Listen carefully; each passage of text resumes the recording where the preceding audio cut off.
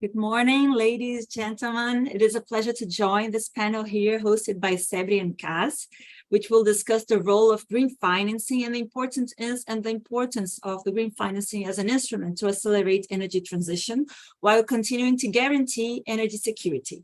In the name of CEBRI, I would like to welcome Suzanne Cas, head of CAS Argentina and Brazil, Kai Lehmann, Senior Fellow at CEBRI and Associated Professor in the International Relations University of São Paulo, Sergio Chuchodowski, Senior Fellow at CEBRI and Advisory Board Member at the Foundation of Amazon Sustainability, Ansgar Pinkowski, hope I have said your name correctly, Director of Energy Transition and Sustainability at the German-Brazilian Chamber of Commerce and Industry of Rio de Janeiro, more known as AHK.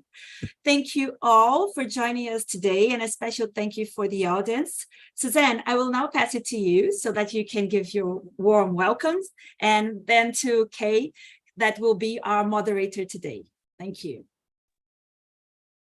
Very good morning from my part, and my compliments to all the panelists and those who are attending. And I'm very happy to welcome you to another event in the long-standing partnership between the Konrad Adenauer Foundation and the Brazilian Center for International Relations.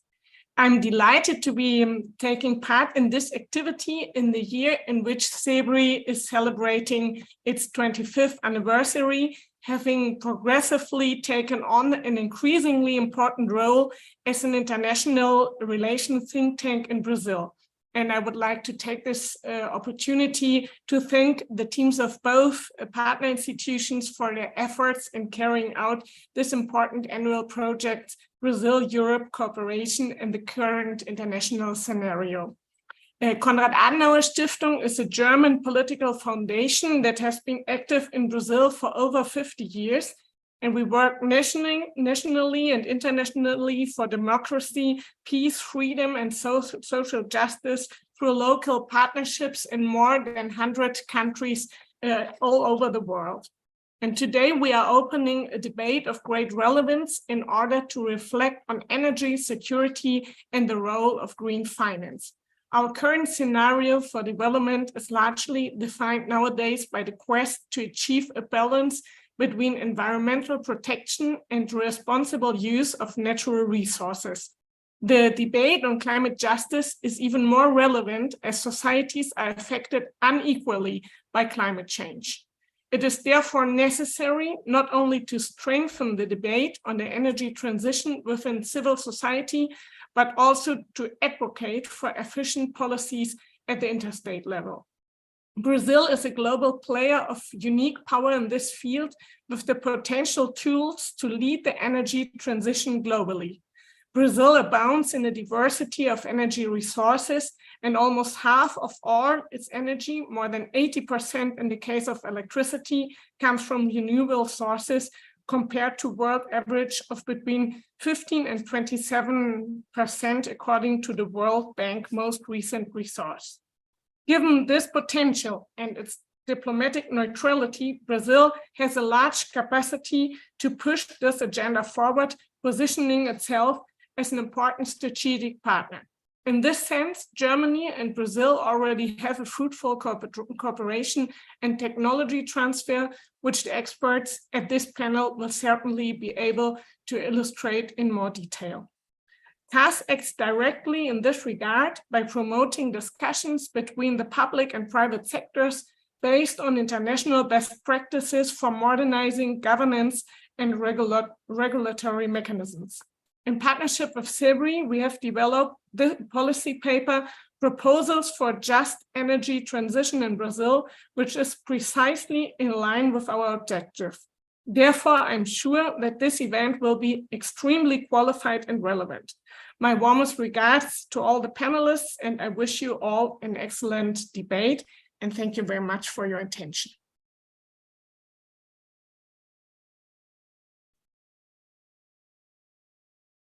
Thank you very much. I will take it on then. I hope you can all hear me. It's raining heavily in Sao Paulo where I am, so I'm slightly worried about the quality of the connection, but I hope everything is okay.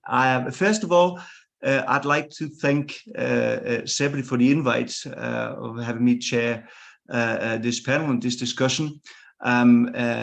As has just been pointed out, net zero has been a main policy objective of the European Union for quite some time. And the 2020 European Green Deal is the organization's most important strategy to achieve net zero carbon emissions by 2050. Undoubtedly, I would argue, recent climate disasters in Europe and North America have raised the alarm bells for the richer part of the world, reinforcing the urgency of concrete action to address climate change as an absolute priority for global political and social leadership. Climate change has become, I think, for a lot of us in Europe, very real. In parts of the world that until recently had talked about climate change in rather abstract terms as something that happens to others and other regions. But at the same time, we have or we are confronting a litany of crises. And my specialty, if you like, is political responses to crises, the war in Ukraine and now the war in the Middle East being the two most recent examples of that, has brought, especially for Europe, the need to ensure energy security in both the short term and the long term, whilst at the same time continuing to develop or evolve towards net zero. So in many ways, we are facing seemingly contradictory pressures. On the one hand, there's an urgent need to tackle climate change with concrete, effective and sustainable actions. And I would emphasize here the idea of sustainable actions. And on the other hand, we need to ensure a stable supply of energy, not only for practical reasons, but actually for political reasons to contain the growth of populist and anti-systemic parties in Europe, as well as other regions of the world, including here in South America. Given this scenario, it is worth illustrating the size of the challenge that we face. At the beginning of 2023, the International Energy Agency estimated that $2.8 trillion would be invested in energy this year, with $1.8 trillion being invested in clean energy sources, and thereby surpassing the $1 trillion that would be invested in fossil fuels. And whilst this is positive, in the same report, the agency reinforces that to meet the ambitious net zero agenda and meet the deadlines of 2050, the investment dedicated to clean energy, as well as the green packages announced in various parts of the world, for instance, by the European Union, are insufficient and so far are heavily concentrated in developed countries in the global north, if you like. Thus, the crucial question that will help determine the pace of the transition towards clean energy and guaranteed energy security is how quickly investment in clean energy increases, and crucially, how it is distributed across the world. For this to happen, strategies and policies to accelerate this transformation need to be accompanied by better access to green finance, which is one of the main topics of this seminar. Therefore, this seminar will discuss some of the key issues within those contradictory pressures that we can align energy security and the net zero transformation. As has just been pointed out, Brazil can and actually should play a key role in this debate, being one of the countries with the most diverse energy metrics, generating around half of its energy needs through renewable sources, and that therefore being well above the world average.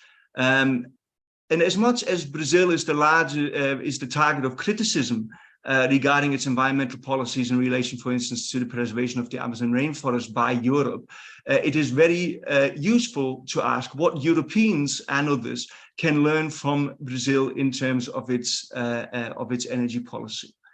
And as such, I'd like to open the debate to our three panelists who can certainly contribute to that debate, and we'll pass it first to Rafaela Guedes, who is a senior fellow at CEBRI, followed by Serge Guzmão Suldowski, who is a member of the advisory board of the Sustainable Amazon Foundation and a senior fellow at CEBRI. And finally, last but not least, to Ansgar Pitkowski, who is the director of energy transition at the AHK Rio de Janeiro. So, Rafael, the floor is yours. Thank you very much.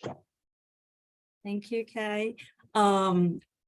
Picking up on what you started mentioning, it's a really complex moment which we are facing, since we have to accelerate the transition, and we notably observe that the figures, for instance, for the net zero that goes to follows until 1.5 degrees Celsius is closing its gap, and it's getting, even as time goes by, more and more difficult for us to achieve it.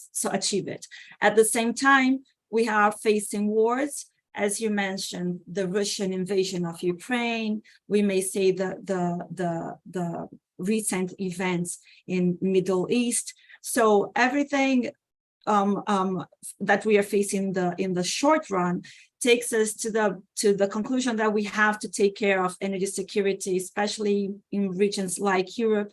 This is a really important point at the moment. Saying that, and you have already mentioned, so we have observed that the investments toward clean energy, they are growing. However, agency has pointed out that not at the same pace, not at the pace that it should be if we want to achieve net zero. To put more numbers and more figures, when we look at the United Nations Conference Trade and Development World Investment Report that was just launched now this year, the widening annual investment deficit, when we're looking to developing countries, is growing in order for them to achieve their national determined contributions. When we look at these, they estimate that the developing countries should be receiving something around 1.7 trillion. However, this number is 1/3 of that. It ranges around 544 billion. So it's a lot lower. And then when there's another problem that I would like to start tackling is, at the same time, it's not just the investment, but what kind of investment, what kind of requirements. Because at the same time, if we just have an orientation like to leave companies like major oil companies, which are gradually selling their fossil fuel, for instance, assets, they are all at a rate that more ranges around 15 billion per year. They are selling this to smaller and firms and operations which have lower disclosure requirements. So the requirements and what are the types of investments and where does this money go and to what investments we are looking, everything must come into perspectives. So the report, it calls for this report that I was mentioning from UNCTAD. It calls for urgent support to developing countries, and at the same time, it's important to ensure responsible asset management and what kind of transparency and what kind of incentives you put into these investment cases when looking into developing countries and where should we be investing and how to stimulate this investment.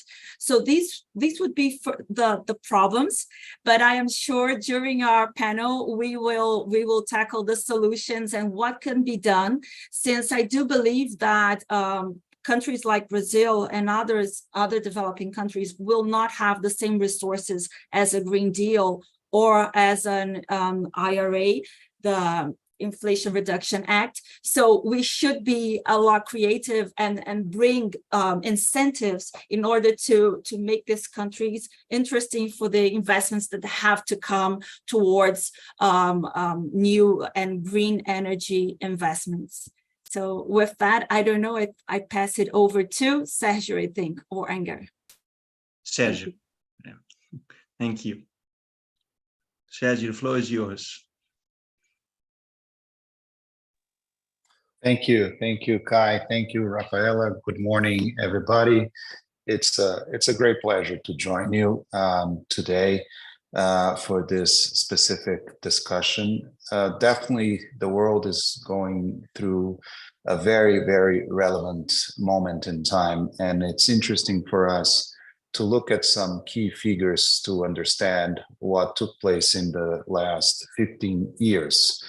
In this coming year, the combined power output of the two largest economies, China and the US, will be equal to the clean power generation around the world. So we're talking about a staggering 4,500 gigawatts. This is compared to only 15 gigawatts in 2008. So it's important for us to look at the glass half full, not only the glass half empty, right?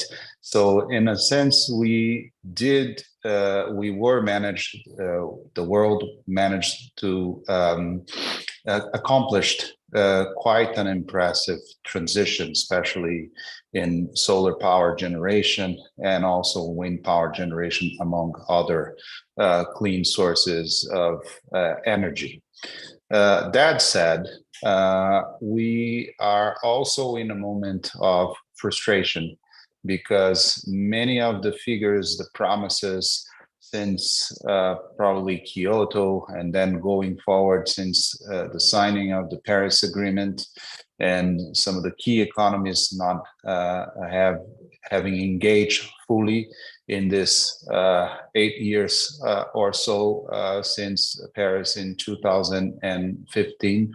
And moreover, we see especially small island countries in very dire circumstances. No wonder Mia Mottley has become an international figure, the Prime Minister of Barbados. And we've seen also other countries in the Pacific very desperate in terms of their being affected by climate change. So what do we see as the big challenge ahead? We see as a very still relevant change in the matrix of power generation in the transition of our economies, but a transition that needs to be, very, very fast, especially in middle-income countries. We've seen some initiatives as the Just Energy Transition programs in South Africa and in Indonesia. We are yet to see some of the other programs and also the results of these programs, if they were successful or not. And what we've seen, I mean, we're hosting this event right after a very relevant week of discussions in Marrakesh for the annual meetings of the World Bank and the IMF. And despite many multilateral development banks, especially the ones under new leadership, and I should refer to the Inter-American Development Bank, to the World Bank, to the New Development Bank in a sense, and others, we see that they are establishing new frameworks to speed up this framework. So IDB has created a new group to finance climate, and now there is also a climate special envoy within the IDB that is a special advisor to the new CEO, Ilan Goldfein, a national of Brazil, of course, as we all know. So we do see some changes in the horizon that are very relevant and are very relevant for a partnership between Germany and Brazil specifically. Germany has been a very relevant early on supporter of the Amazon Fund. GIZ has been specifically a very relevant partner with offices in the Amazon region and very much involved in the energy transition programs. The KfW, the German Development Bank, has many partnerships in Brazil with this scope. So, and Brazil and Germany are partners in other multilateral funds that tackle this issue, namely the Green Environmental Fund, the Green Climate Fund, and the Climate Investment Funds. So I believe that we should take into consideration what are the instruments that are out there for us to continue in a speedy process of transition of our power generation, of our technologies in general, of the transition in our industrial parks, respectively, including the fact that Germany has a very large presence in manufacturing in Brazil through its subsidiaries and a long-term partnership also through other institutes, German institutes there have presence in Brazil. So the interlinkages are very deep, and we should take into consideration as a potential for what we could do together. Now, Brazil is in the brinks of occupying a relevant leadership position within the G20 by hosting the G20 in 2024 and being the president of the G20, and therefore as a host, it could play a pivotal role in some of these discussions. And this is already taking place. If we look at the proposals that are taking place at the Sustainable Finance Working Group of the G20 and proposals that were already presented in India and that will be furthermore explored during the year of 2024. And then, of course, we have to remember that in 2025, we have the COP in Belém, which is not only an opportunity to host an international event in Brazil, in the Amazon region, but it's also 10 years since Paris. So definitely we will be taking stock of what took place. And there I see another opportunity for us to relaunch in a very different world in 2025, now 2 years from now, and also currently in 2023, from what 2015 were. Rafaela correctly referred to the conflicts in the Middle East, in Ukraine, in Azerbaijan, also in other areas of the world that we need to look at, but also possibilities of normalizing relations elsewhere. We see a rapprochement between the US and Venezuela, where there is also a key energy relationship, Venezuela being one of the largest producers of oil, as we all know. So therefore, there is some hope, but definitely an opportunity for us to design an agenda together. And I think CEBRI as a think tank and Konrad Adenauer Foundation Stiftung could be the perfect partner for us to generate those kinds of ideas and applied research. So I'll end up here so that we continue the event. Thank you so much. Thank you very much. And I will pass it on now to Ansgar for his contribution. Thank you. Yeah, thank you very much. First of all, thank you very much for the invitation. For me, it's quite interesting to be part of a more, let me say, political conversation about the topic when we're talking about green hydrogen, when we talk about energy security, energy transition. Normally, I'm talking with a lot of engineers and so on, and so it's quite interesting. I'm learning a lot, and will try to do my contribution.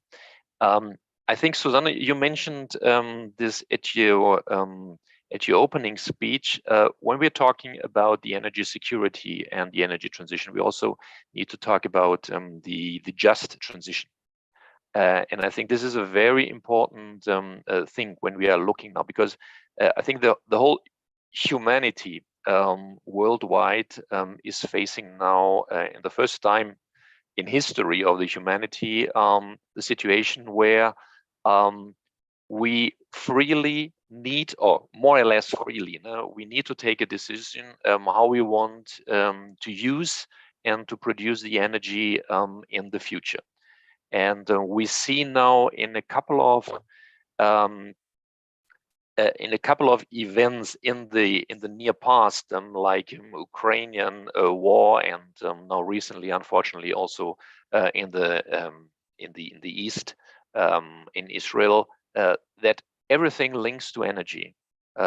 So our energy consumption or delivery is under threat, and this now we have to see. And I think, as you mentioned, Sergio, since 2015, the Paris Agreement, I think most of the countries, nearly all the countries, decided really to take action on this and to make the change, to look more on how we can use and explore energy in the future. And this energy now will be definitely will be more sustainable, will be more green, will be with less carbon usage. By the way, normally I'm trying to introduce them always in the speeches when we are talking a lot of decarbonization, but I think it's more precisely when we talk about defossilization. So what we need to do is really to to take out the fossil fuels in our energy usages.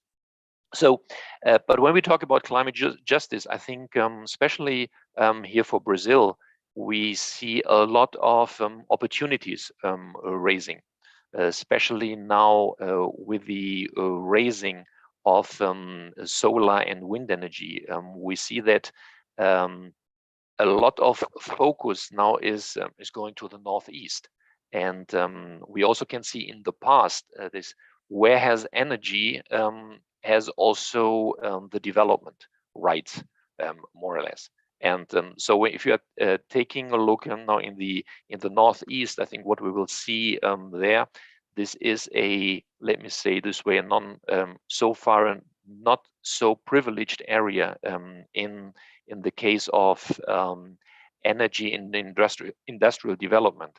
But if you take a look in these states, for example, like Ceará, Pernambuco, Bahia, and other northeastern states, they now embracing the opportunity.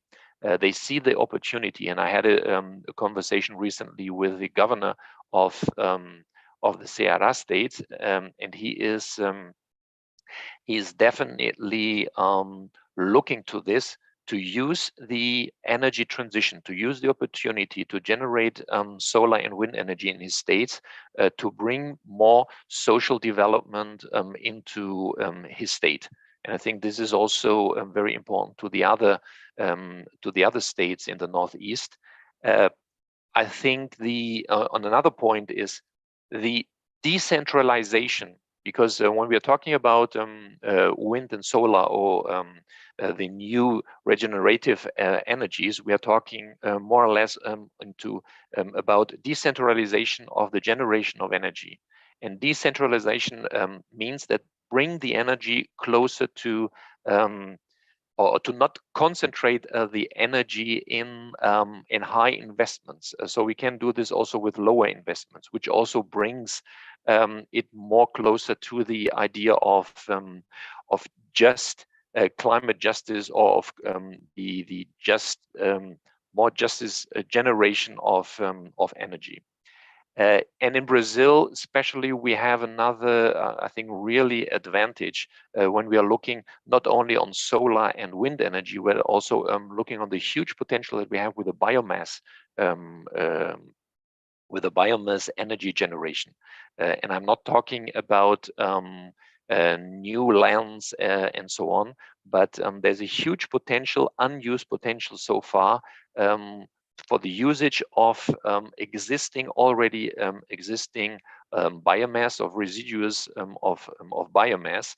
The estimation is that currently only 3% of the biomass that we are using in the agriculture industry are being used to generate energy. So there's still 97% which can still be used without using additional lands and something like this. And I think this is also a very important point when we are looking to Brazil. where we are now taking a look to the other side of the ocean and bringing a little bit the perspective from Germany into this discussion. I think here I would like to mention also two incentives or 2 points very strongly supported by the German government, which one, for example, is the program H2 Global. H2 Global is a program which is looking to import in the future hydrogen, green hydrogen to Germany. But the program is also being linked very strong to ESG criteria, to the usage of water and to the land usage and everything. So so what the European government is meaning on the just transition is being reflected very broadly in the program of H2 Global. So just not only we will buy the energy, we'll buy hydrogen, green hydrogen from other countries, and not looking how this is being generated. And now there are strong points which are looking into how the water is being used, how the land is being used, and also about the inclusion of the population, how they are being developed in this. And the second point is a program which is currently also being propagated here in Brazil, which is called H2 Up. And this H2 Up, there are 3 Ps, which means the public-private partnership. So this is a program where the German government is able to support German and European companies when they would like to engage, for example, into Brazil. But this is also, this PPP is very strong related to not only to energy security, but also to the justice of the climate change, of the energy transition. These are just only 2 examples how this can be used. So I see in the future, when we are talking about the energy security, as I said at the beginning, who has the energy normally has the development rights, or has development opportunities. And this, now I see this in the future, this will move very strongly, perhaps from the developed countries to the less developed countries, because they have a very good access to the energy sources. The huge question now I think for the developed countries like Europe, like Germany, and also the United States, is how to handle all this on a political basis. And I think this will be a very interesting discussion now in the near and middle future, how the energy transition or the energy supply from the countries or to the countries, to the developed countries, will be happening in the future.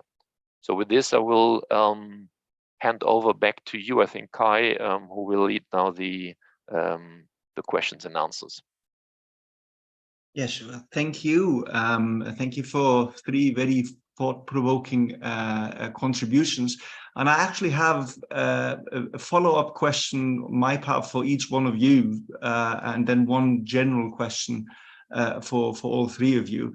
And I will give them in reverse order. So I'll start with you, Ansgar, which is my question here is: the urgency of energy security in the context of Russia's invasion of Ukraine has created I would say, a macroeconomic environment which is highly adverse to accelerating the energy transition.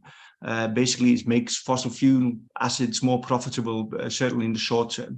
In light of this, what are the key economic and technological barriers to expanding green investments, and how can we ensure a net zero trajectory that aligns with energy security? And I think I'll give the 3 questions, and then you can answer all together. To Sergio, the question I have is that emerging and developing countries face specific challenges in mobilizing resources for energy transitions. And so my question is, to what extent limited access to green financing in these economies is an obstacle to accelerating this process, especially given the challenges posed by the current macro economic situation and energy geopolitics, which we already mentioned. And to Rafaela, what role do political and regulatory risks play in discouraging private sector investment in emerging and developing countries? And what are could you give some examples of successful policies and initiatives that can help these countries overcome these challenges and accelerate energy transition? And finally, to all of you, if you could briefly refer to that, how can the green investment packages that we have that have been announced by developed countries, the EU Green Deal and the US Inflation Reduction Act that's been mentioned here, be adapted to make green financing more accessible for developing economies and thereby ensuring a more inclusive energy transition that can meet global net zero commitment, which is what we started with. So if we could go in reverse order, so we'll start with Ansgar, then Sergio, and then Rafaela, please. Thank you. Yeah, okay, so very interesting question and very interesting point of view that you brought up. You brought up the, let me say, the pure economic point of view. So what you said is, okay, now we have a crisis, which brings us to an energy crisis, which makes that the costs or the prices for fossil fuels will raise up. So what will be now the driver to make the energy transition make happen? So very interesting point of view. I would like to say that it's exactly the other way around. First of all, in this year, in 2023, it is the first year where the global investments into renewable energies are exceeding the investments in fossil energy explorations and so on. So that shows that there is a tendency, a clear tendency, that even in the oil and gas sector, and I have some discussion with Petrobras and with other huge oil and gas companies, it shows very clearly that they are readapting, that they are looking into renewable energies. They are looking into the energy transition because they know that with all the decarbonization taxes and what happening, there will be a change in the, I would say, in the midterms. And the what we are seeing now with the crisis and the energy price jumps up is a very short view and a very short moment that we are seeing.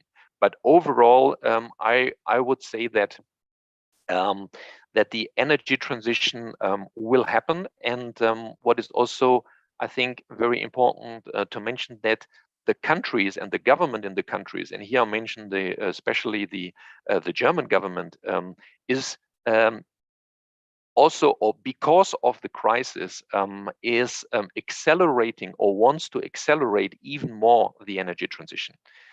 So when in the first launch of the hydrogen strategy, of the German hydrogen strategy, there was a goal until 2030 to build up electrolyzer capacities until 5 gigawatt. And 2 months ago, this was reviewed, and because of the crisis, they doubled the capacity of the to install electrolyzers capacity until 10 gigawatts until 2030, which means they have also to double the investments in that case, which shows that Germany is in a very strong route to energy transition. I mean, they need to because gas and oil out of Russia was a very comfortable zone in the last year, and this is now has to be changed, and they has to be open, and they has to diversify more the energy reception or the energy supply. But I think the whole crisis that we are seeing is leading to a new mindset that there need to be more diversification. Energy is not secure in the future, and every country has to see how to deal with this. And perhaps later on, we also can talk about, as you mentioned, to the questions about the European Green Deal and US Inflation Act, I think, which is also very interesting to discuss. But I first of all want to handle this back to the others. Okay, Sergio, please. Thank you, Kai. So regarding the position of the emerging economies and developing countries in general, I think first we should divide them in at least two broad groups, if not more, but at least two broader groups, which is the emerging economies that are industrialized and therefore are responsible for a significant amount of emissions. And then we need to look at their energy matrix. In this sense, Brazil is in a very comfortable position because of our energy matrix, which translate, of course, to all kinds of scopes in the value chain of our manufacturing and other parts of the economy, and there I see a very relevant opportunity. We have seen other big emerging countries like China that have initiated a very relevant transition in terms of its energy matrix, going to the side of renewable energy. Still a lot to be done, but very relevant policies being adopted, very relevant financial schemes, the creation of internal carbon markets, all kinds of incentives coming from the Central Bank of China, the issuance, the capital markets. We see relevant issuances of green bonds and other climate-friendly instruments to provide long-term finance for this transition. And then, as the question you have posed, we see many challenges for countries that do not have big and deep capital markets, that do not have access to long-term financing, because at the end of the day, we're talking about investment in infrastructure in terms of power generation, and also they are vulnerable to the foreign exchange risk. And there I see a very relevant role for the more than 500 development finance institutions that are spread out all over the world, and they are in every part of the world. In Brazil, we have 34 DFIs currently operating. For them are development banks. Then you have 16 development agencies, and then you have other public development banks that are financing this transition. Ansgar referenced Ceará. So we look at the Northeast, we have Banco do Nordeste, which is a public development bank. In the Amazon, you have Banco da Amazônia. We have, of course, Banco do Brasil, BNDES, Caixa, and the regional institutions. So they are at the forefront of this transition, and they're able to operate first loss, concessional lending, and all kinds of financial instruments to bring the private sector behind them with the capacity to scale up and speed up this transition. So we've been seeing this in Latin America, in Africa. Myself, I'm a member of the investment committee of the Catalytic Climate Finance Fund, which is a partnership between Convergence and the Climate Policy Initiative, funded by the Canadian government, the Australian government, and the Bill and Melinda Gates Foundation. We've been financing all kinds of funds in Africa, in Latin America, in Asia that are relating and financing the climate transition. And most, a big part of the portfolio of these funds relate to renewable energy. So I do see solutions in place. We need to scale them up. We need to also learn from solutions that have worked in difficult places. They're adapted to these countries that lack the regulatory framework, that don't have the deep capital markets. And I think this will be the big challenge in the next few years. And again, Brazil being a developing country full of problems and also of solutions could be an interesting lab and hub to apply those new instruments and have them be replicated in other countries of similar situation. Thank you. And after those two rather more positive and optimistic answers, I'll pass it to Rafaela to see if she can keep that going. That's what I was going to say, that we started with the challenges, but then comes the opportunities and things that are already happening worldwide, and I will try to focus a bit on Brazil as well. So my question, just to remember, it was relative to the role of political and regulatory risk in encouraging or discouraging private sector investment in emerging and development countries. And what are some good examples of successful policies? So trying to pick up a bit on what Anger brought and on Sergio, it seems to be different buckets, but it's all in the same. Like for these investments that Anger started mentioning, which are investments, for instance, in hydrogen, or when we look into offshore wind, I will give some figures. As economists, we like numbers. So just to give an idea, an offshore wind, with projects that we have been seeing in the US, we are talking about $3 billion per gigawatt for this project to come along. And we are talking about an investment that will, if we do the bid today, it's taking about 10 years to come into start to work. So in the US, the bids are happening now, for instance, so I'll just try to bring some ideas. Today in the US, we have 42 megawatts already operating. All the other gigawatts, they are still under construction.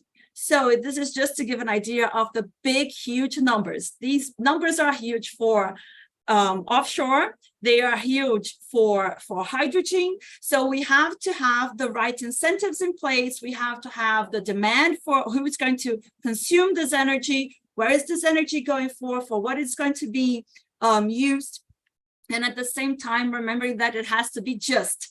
So it has to come at the right cost for the consumers in Brazil and abroad, and even for the other products, because otherwise we get into problems with inflation and everything that we are currently seeing in the market.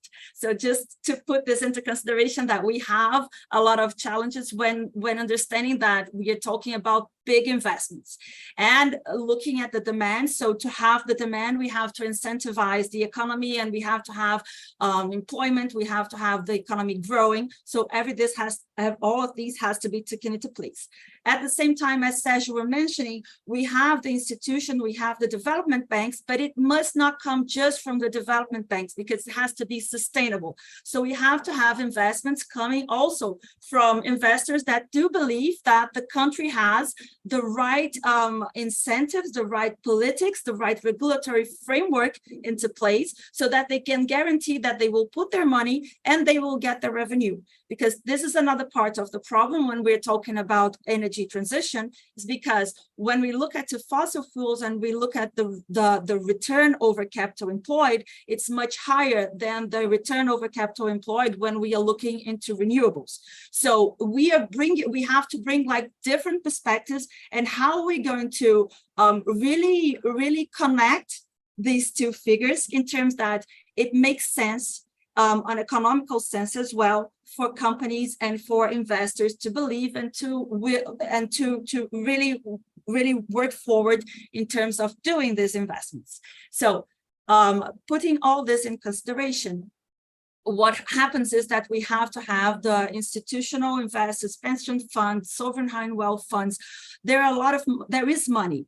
Although what it happens is that sometimes when looking into development countries, they do not find the proper stability. They do not have the projects with the proper investment grade and so on. So they feel comfortable and confident in putting the money and making this forward.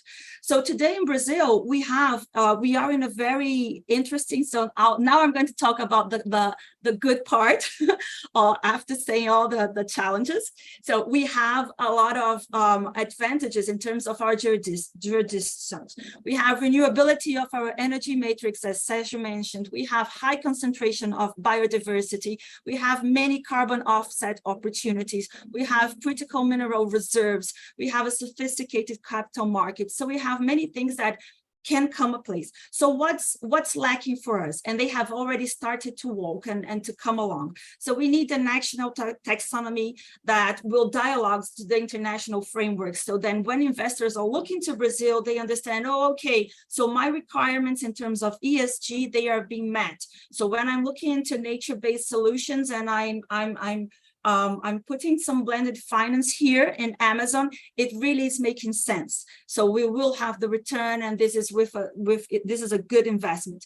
So now on the 4th of October, the Environmental Committee for the federal state just approved the bill that regulates the carbon market in Brazil. It's not perfect. It still lacks a lot of things because the agriculture sector has not been included in this regulation. However, it starts to tackle the carbon market in Brazil and to bring this along. So the government expects to have this bill approved before COP28. And this is an important signaling that we will be giving to investors so they can bring this money to Brazil and towards incentivizing with the carbon market, the flow of investments to go to renewables. And for the conservation of Amazon and for biodiversity, whatever. Another important achievement is that the Brazilian Exchange Commission just published a sustainable finance plan. And in this plan, we have 17 different initiatives that are coming along, and most of them go towards accelerating the flow of green finance here in Brazil. So they expect to endorse the ESG reporting standards announced internationally. So when they both get compared, many other funds will be able to invest in these projects here in Brazil. Another thing that we see that the country is evolving, our Exchange Commission is discussing, we have a lot of space for blended finance. This will be very important for Amazon and for the region, for Northeast and so on, that you need to have a patient investment. So, and for this, because renewables differently from fossil, we have this lower rate. You have a lot of CapEx that you have to put in place in the beginning of the project. So we will need to have patient investments as well. So this is something that is coming along. So we do see a lot of room for improvement, but the happy news is that from a Brazilian perspective, we are seeing that the government is organizing itself so that since I do not believe that we will have an IRA, we will not have like a Green Deal, we have to have the good incentives in place. So a country that has diminished its political risk, a country that has the right regulation in place, a country that investors come and see that they will be able to produce their iron, their cement, their mineral, the resources in a cleaner way and with a competitive price for energy. And with that in place, Brazil will be a great spot for providing green solutions for the world. Thank you. Thank you very much. So you did keep the theme going of a hopeful hopeful perspective, which is great. And I'd like to thank all panelists for the practical suggestions that come here. At the end of the day, these events are much more useful when we actually can do practical or talk about practical policy suggestions. We have 4 minutes according to my watch, and I have one more question here from an audience member about the carbon credit market and how and where can the carbon credit market be negotiated in Brazil? How can you measure carbon credit and where can you buy?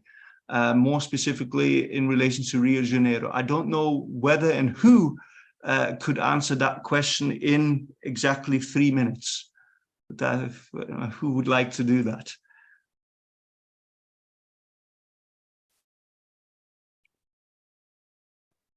I can try to give a very short answer, but perhaps the others can add something. So the carbon credit market is still at the beginning here in Brazil, from my point of view.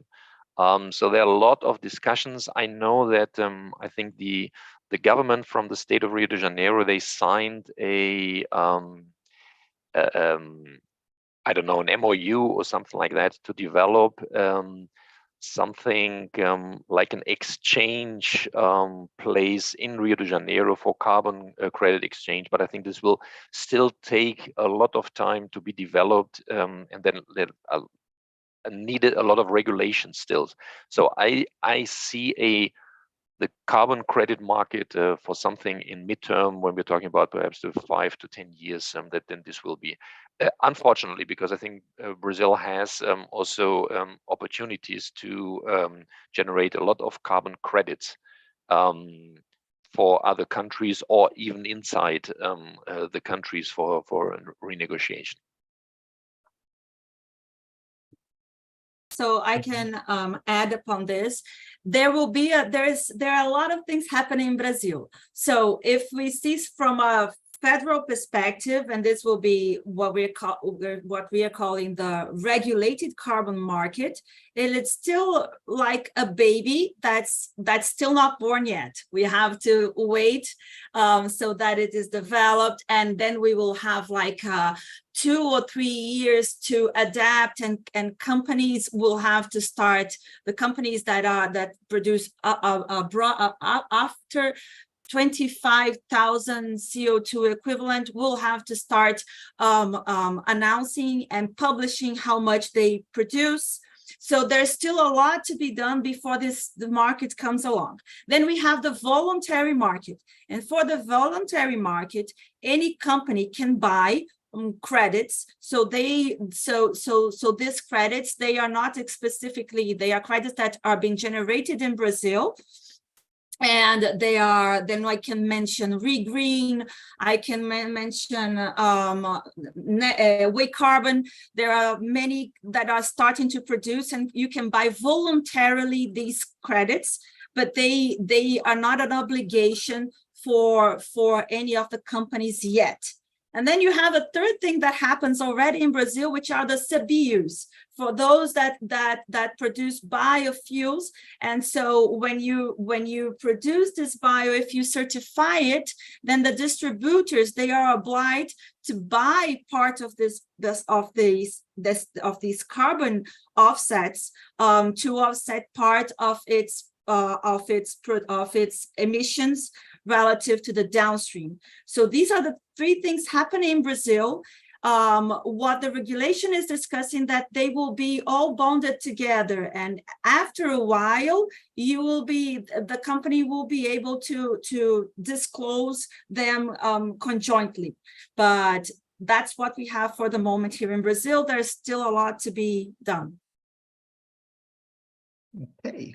Sergio, unless you have something else to add. Oh, thank you, Kai. I think Ansgar and Rafaela, they were very thorough, and we're still in early days, and things are still shaping up.